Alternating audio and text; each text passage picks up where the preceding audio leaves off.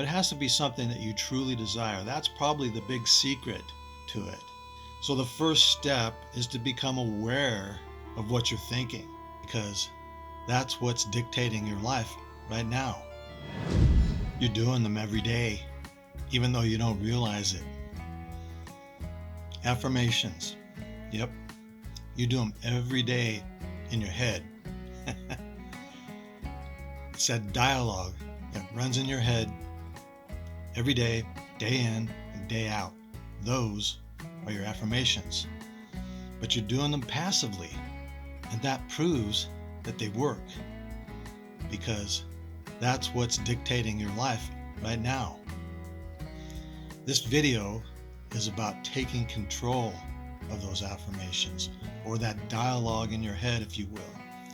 Affirmations often get a bad rap in today's self-help realm, so to speak.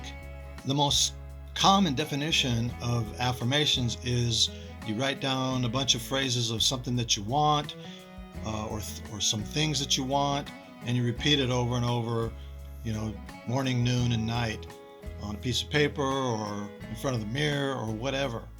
Although they can help, that takes forever. You ever get a song stuck in your head and you can't get it out of your head and it just repeats over and over and over? Well, think about it. How did it get in there? It got in there because you've heard it over and over and over through repetition.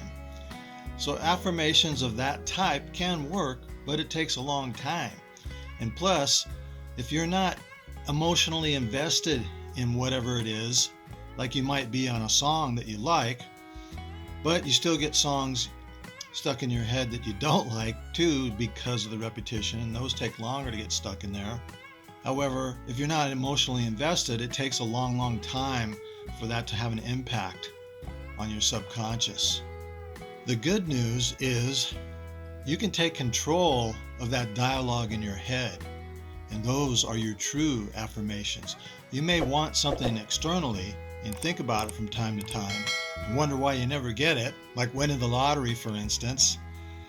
But it's what goes on in your mind and heart that usually is what manifests in your life to some degree or another, or in some form or another. But most people don't know this. They don't know that's what they're doing. And they feel like they're victims of circumstances or some cruel God or something. But your subconscious programming started when you were a baby, as soon as you were born into this world, through your parents and others who you were around and influenced you growing up, teachers, relatives, friends, that sort of thing. But mostly as a child, under the age of 7 is where we get most of our programming that runs and runs and runs. And some of it is subconscious. We don't even know. It's not even the dialogue in our head. That's how you get triggered by something and you wonder about it. You get triggered and you get angry about something or upset and you don't even know why. And you think, well, that wasn't me. Well, it wasn't. It was just a program running in your head that you probably got when you were a kid, most likely. The point is if you take conscious control of the process, you can change your life. I know, because it changed my life. And I've seen it change other people's lives too.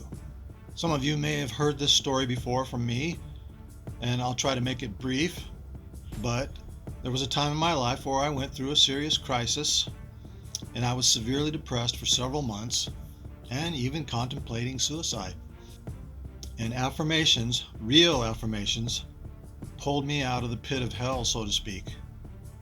I did kind of start with the common conception of what an affirmation is. I just started repeating some stuff to myself because I had nothing else. I thought, well, I either got to do it or I got to pull myself out of it. So I decided to pull myself out of it. And so what did I do? I would get up every morning and thank God or the universe for everything that I had, the good, the bad, and the ugly. And I felt kind of silly doing it, but nobody was around, so I just did it anyways. And there were times when I didn't want to do it, and so I didn't.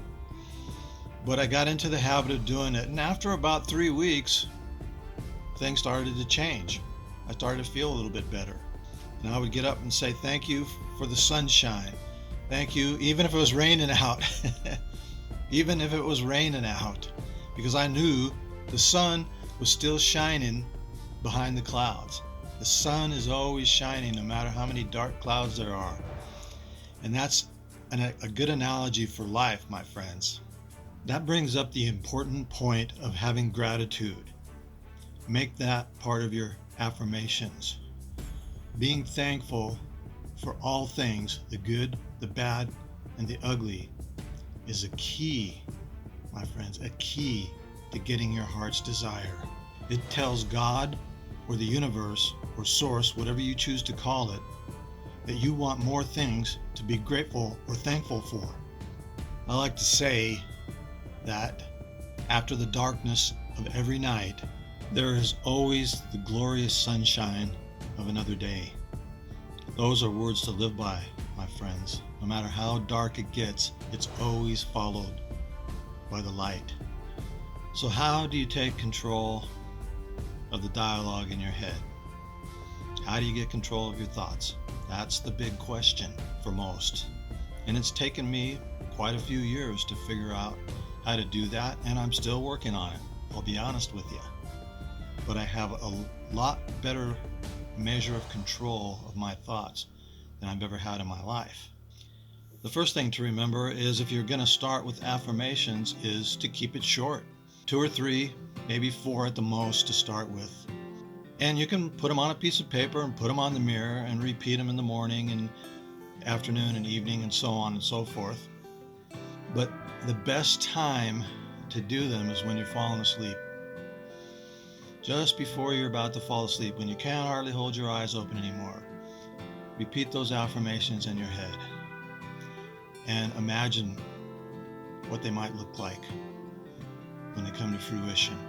That speeds up the process incredibly. And that is a Neville Goddard technique. Speaking of Neville Goddard, a lot of people who claim to be followers of Neville Goddard's teachings claim that he says that affirmations are useless. He never said that. He in fact said, quote, "Everything depends upon our attitude towards ourselves. That which we will not affirm as true of ourselves cannot develop in our life." That's a direct quote from Neville. And he also said, "This rise is accomplished by affirming that we are already that which we want to be, by assuming the feeling of the wish fulfilled." So you see, Neville wasn't against affirmations. He was just for doing them correctly. He talked about vain repetitions, which is in the scriptures. And it's people just repeating something, a couple times a day, 2 or 3 times a day, and expecting things to change. Those are indeed vain repetitions. You have to get them into your subconscious. So another thing to do is to memorize them. That helps them get into your subconscious much quicker. But if you just repeat them and then you never think about them until you're repeating them, those are indeed vain repetitions and are unlikely to affect your world around you. It has to be something that you truly desire and think about often. Like winning the lottery. Most people don't win the lottery even when they try. Although there's a few that have. For the most part, they don't, because people aren't thinking about winning the lottery. The thought comes to their mind once in a while, it'd be great to have all that money, all the things you could do with it, all the good you could do with it, so on and so forth. But it's not the big desire that they think it is. They're not focused on it. Where attention goes, energy flows. And that's what affirmations do. They help point your attention to what it is you desire. But it has to be something that you truly desire. That's probably the big secret to it. Sure, yeah, do you desire to be wealthy? Of course, most people do, but it's not a priority in their life. Anyways, back to reprogramming your subconscious mind. There's all kinds of scientific studies and things that show that sleep learning, they call it sleep learning, can be helpful, and sometimes in some cases can be even more than learning something the old-fashioned way, like sitting in a class and writing notes and so on and so forth. So your subconscious is the ruler of your world for the most part. You can do a lot of different things consciously and push through, but your subconscious is creating your reality around you. And it knows all your deep, dark secrets, and it's the one that brings them up, and the ones that triggers you, and so on and so forth. Those memories are all stored there. So it's like a record that plays over and over. And if you have some stuff in there that you don't want, you have to scratch the record, so to speak, instead of playing that dialogue over and over. So the first step is to become aware of what you're thinking, especially when something happens. And, if you get triggered easily, if you've had a lot of trauma in your life and you get triggered easily about certain things, it can be difficult. And it won't happen overnight, but the first step is to start becoming aware. And in the beginning, it's after the fact. You do something and you go, oh, that was a trigger in my subconscious. That's the first step. So you have to step out of that, and you do that by realizing, hey, okay, I'm feeling this way, and I was triggered because of that old story that keeps running. And you got to start trying to replace it with the new story. Okay? Our life is created by the stories we tell ourselves. And a lot of those stories were programmed into us as children. This is not to blame our parents or anybody else because they had the same thing happen to them. It's characteristic of our world, and the only way we're going to change that world is by taking charge of the story and changing the story, changing the dialogue. So, in conclusion, yes, affirmations do work if you do them correctly. And they're not just vain repetitions and you're trying to just get lucky, so to speak. There is no luck. There's only thought and action. Energy follows thought. So take control of your thought process, my friends. Start working on it one step at a time.